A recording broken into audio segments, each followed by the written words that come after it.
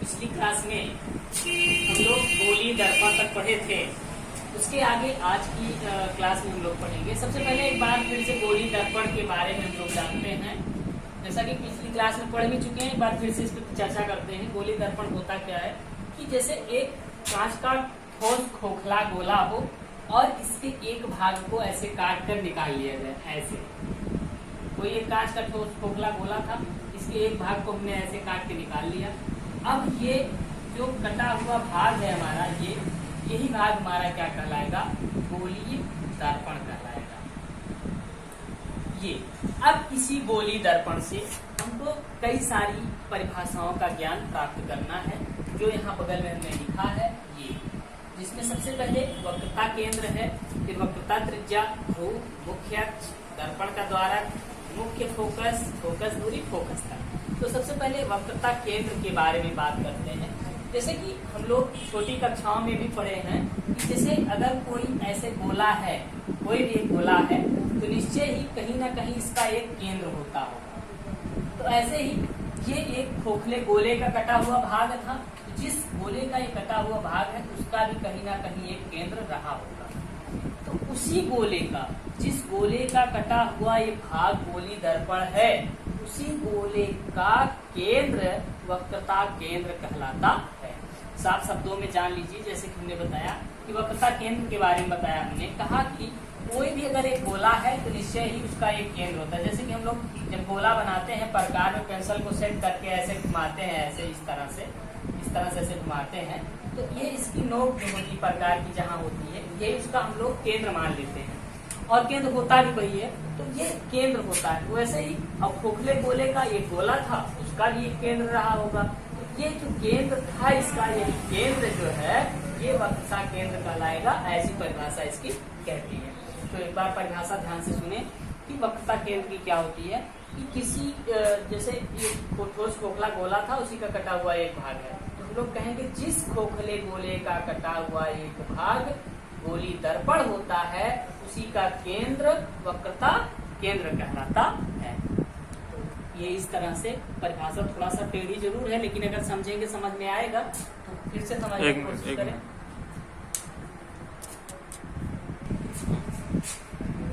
तो इस तरह से और परिभाषा एक बार ध्यान से देखें कि किसी खोखले गोले का जिसका कटा हुआ भाग गोली दर्पण है, उसी का केंद्र वक्रता केंद्र कहलाता है। यही इसकी परिभाषा लिखी भी जाती है। तो इस तरह से हम लोग इसकी परिभाषा जानने के बाद अब आइए इस दर्पण के बारे में, गोली दर्पण के बारे में जो दूसरी परिभाषा है वो हम लोग देखते हैं, वक्रता त्रिज्या।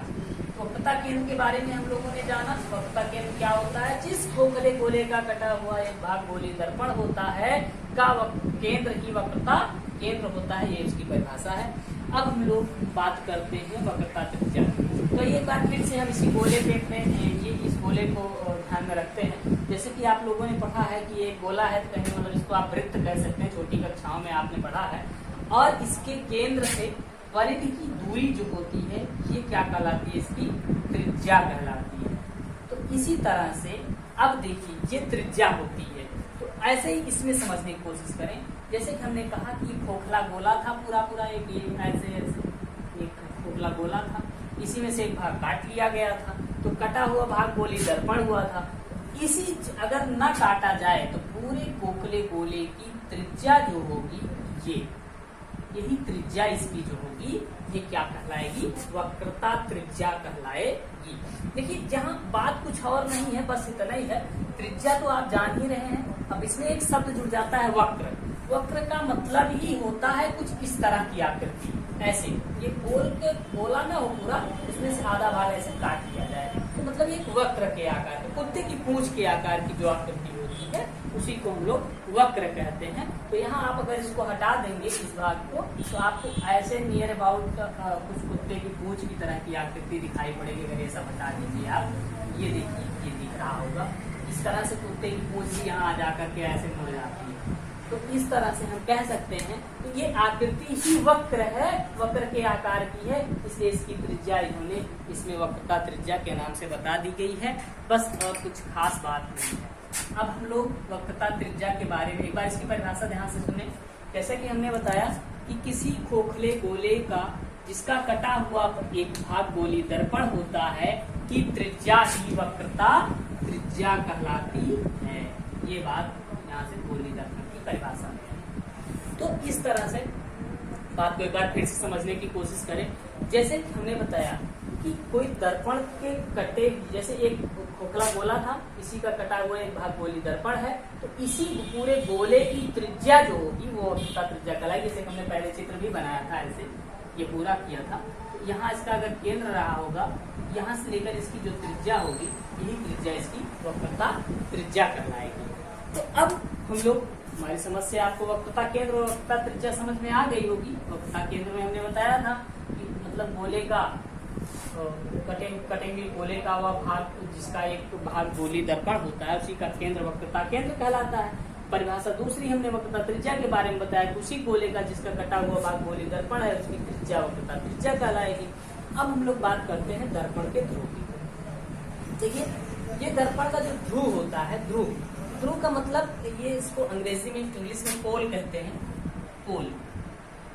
तो पोल, जैसे कि खो खो गेम में देखा होगा आप लोगों ने, उसमें 2 पोल होते हैं, वैसे इसमें केवल एक ही पोल होता है, मतलब एक ही ध्रुव होता है। और वो ध्रुव होता कहाँ है?